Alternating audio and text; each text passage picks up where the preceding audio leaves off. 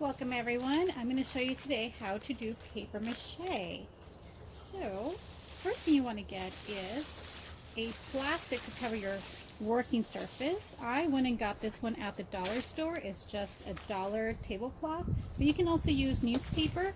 So if you want to put layers of newspaper down to protect your surface, that will be some sort of protection, but the plastic obviously does work a lot better. Alright, so the very first thing I'm going to show you guys is how to mix your water and flour to make your glue.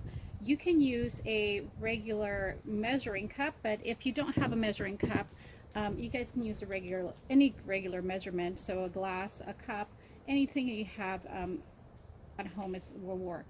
So I'm going to show you guys with this cup so that you're not stuck on the measuring devices. So whatever part of water that you add, you're also going to add that of flour. So it's going to be 50-50. So we're going to take our flour.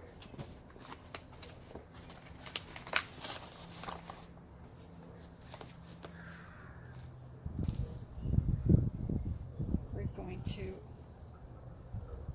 put about, I think this one's about three quarters of a cup. About 3/4 of a cup, just a little bit over half. And depending on how much you need, that's what we're going to make. So right now, I'm not going to use too much. And here I have my water, and we're just going to fill it up about the same place where the flour was. And so you have it just about there. And then we're going to go ahead and mix it.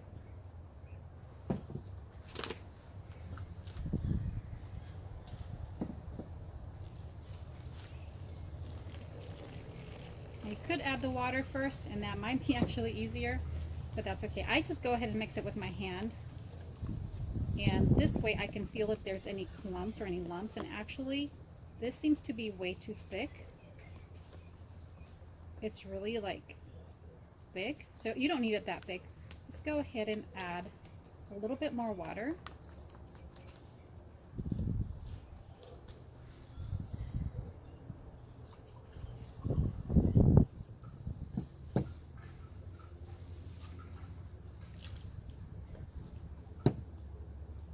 Yeah, that's looking a lot better. A little bit more watery. Just need a little bit more. And this is going to bind really, really, really good. So you don't want any lumps in it, so that's why I'm mixing it a lot.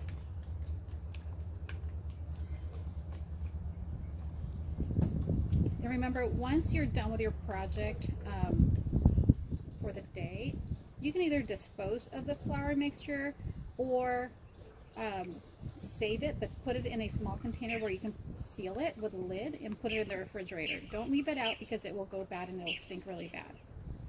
I wouldn't dispose of this in the sink also. It's not very good for the sink because of course it's like glue. So I would probably dump it out in the yard or somewhere you can find that's a little safer. Alright, so remember, we are creating a shape-based project. So I had some things handy here that are going to help me make my shapes. So I have just different objects here. Remember, I'm going to try to make maybe this the head, where it's going to hold everything inside. I was thinking of maybe making some sort of shape like this. It's the round circle, flat shape. And make that as an eye somewhere in the middle of the head. I'm not sure if this is going to be like a nose in the triangle section, and maybe this another eye, so we'll have a big eye and a small little eye. I thought that would be funny. Or maybe this one will be the eye. I want them different sizes. I do have a different one, and I'm just trying to get the idea. So I do have this one, which is much bigger, and I think I like these. So it'll have one big eye, one little eye. I'm going to try to make the head, and this we'll probably use for the nose. I'll probably use like somehow like a triangle. I'll make a triangle, and these might be like the neck. Maybe that's what I'll do. All right, so I will put there. Put these aside for now. So I'm going to start with this one. And I did have some tape in here because obviously this is the box. I'm going to use the outer part of it, all the perimeter of it. So I want this sealed down so it's flat.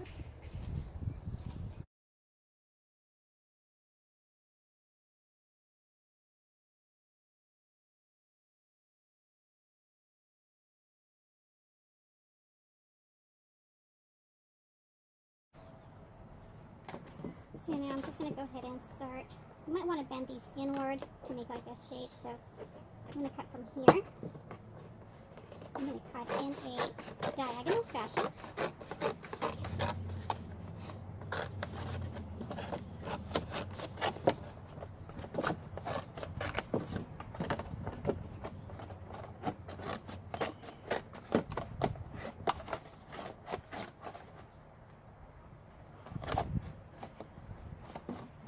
And I'm just doing the same thing in the back.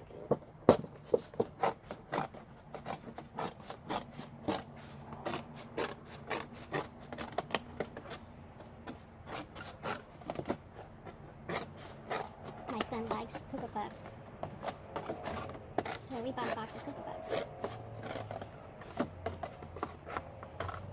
So I'm kind of eyeballing where I'm going to create the edge here. That right there. So we cut this a little deeper. So this comes in a little bit more, so we'll go ahead and cut this a little bit more. So what you can do is draw with a ruler. Now I could say measure everything perfectly before you cut, but in reality, remember this is a very free project that I just want you to have fun with and be creative with. So I'm not going to do measurements, but I mean you could do this and make sure that you get proper measurements and that you're cutting to the right dimensions and getting a really nice, perfect shape. But I actually want it to look a little wonky. I think that'll be fun instead of it being like a perfect square all the way on the outside. So I'm not going to follow that. I'm just going to go ahead and do the inside. I'm just going to hold it here. And let's see how it comes out. I think a little bit, if we make it a little bit wonky, I think it might be cool. So I'm going to go ahead and fold this down right here. That's how my shape is going to look. And it's going to come out. I'm going to cut it a little deeper here, so it's not so straight. And I'm just doing this with my hands so you guys can see. I'm not using a ruler. I'm just folding it. You could use a ruler if you wanted to, like I said.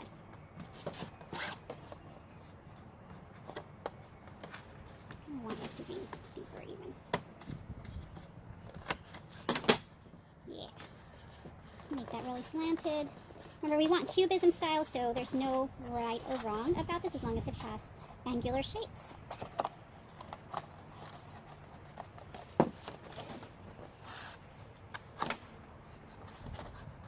Remember, have fun with this and don't be afraid to just simply try different things and experiment. It's part of being creative. That one's going too deep, so I'm going to go ahead and make sure that doesn't go too deep. That's perfect right there. All right. So this is going to be interesting because now we kind of got to match up the back a little tiny bit.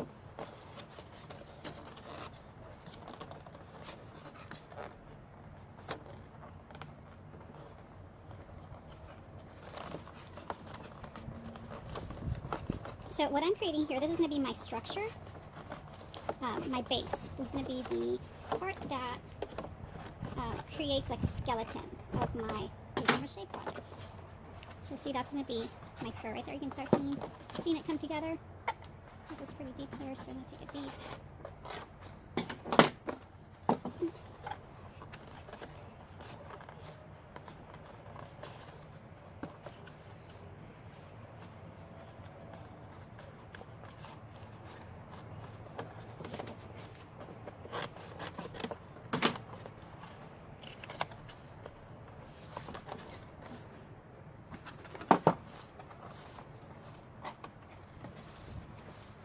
So I'm simply constructing the skeleton part of my papier-mache.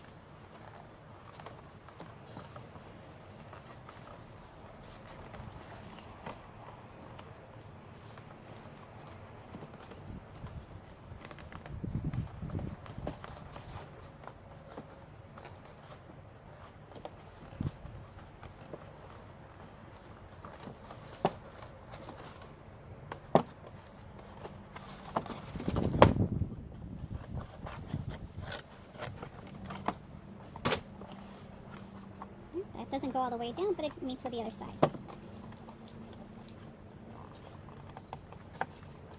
Again, I don't want it perfect, so I am angling this on purpose this way. So it's smaller here and wider there.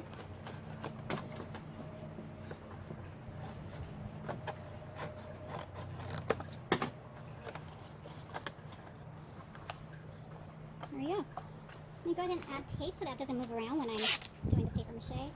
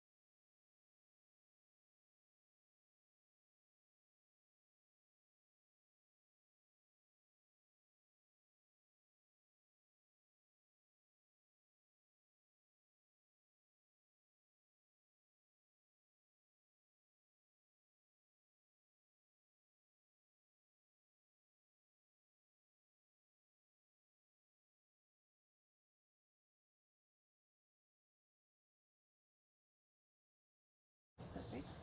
So now we're going to go ahead and take our glue in our pieces. I'm going to dip this inside the glue. Make sure it's covered, and then we're just simply going to get rid of the excess glue so it doesn't create a mess. It's still going to create a mess, but this will be less of a mess. And so we're going to seal those areas with our paper mache.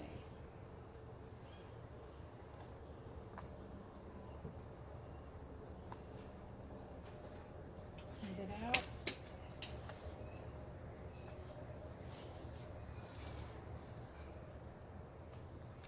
And we're just going to continue this process until we get it all covered all the way around. I recommend that you cut out all your shapes first and then apply the paper mache.